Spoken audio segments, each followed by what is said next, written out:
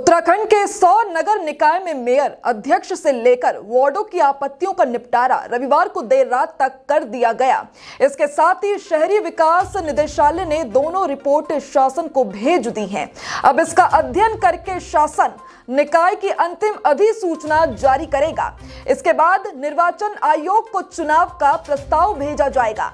निकाय चुनाव की तैयारियां चरम पर हैं। शनिवार को देर रात तक काम करने के बाद शहरी विकास निदेशालय ने मेयर, नगर पालिका और नगर पंचायत अध्यक्षों के आरक्षण पर आई आपत्तियों का निपटारा करके शासन को रिपोर्ट भेज दी।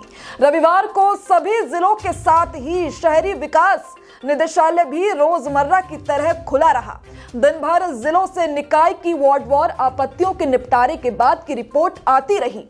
देहरादून, अल्मोड़ा और हरिद्वार को छोड़कर बाकी सभी जिलों की रिपोर्ट निदेशालय को मिल चुकी थी। निदेशालय के अफसरों ने कहा कि देर रात तक सभी जिलों की रिपोर्ट प्राप्त करके शासन को भेज दी जाएगी। इन दोनों रिपोर्ट का अध्ययन करने के बाद शासन अंतिम अधिसूचना जारी करेगा। इसके साथ ही राज्य निर्वाचन आयोग को चुनाव का प्रस्ताव भेज दिया जाएगा। इसके बाद आयोग चुनाव का कार्यक्रम तैयार करके शासन के संज्ञान के लिए भेजेगा और फिर हरी झंडी मिलते ही चुनाव की अधिसूचना जारी कर देगा। माना जा रहा है कि इस हफ्ते में राज्य में निकाय चुनाव की अधिसूचना जारी हो जाएगी। इसके साथ ही आचार संहिता लागू हो जाएगी।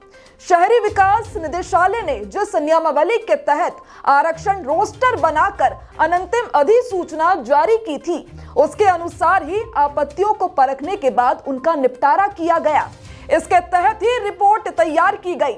इसी प्रकार जिला अधिकारियों ने भी अपने स्तर से नियमावली के तहत आपत्तियों की सुनवाई और निपटारा किया है।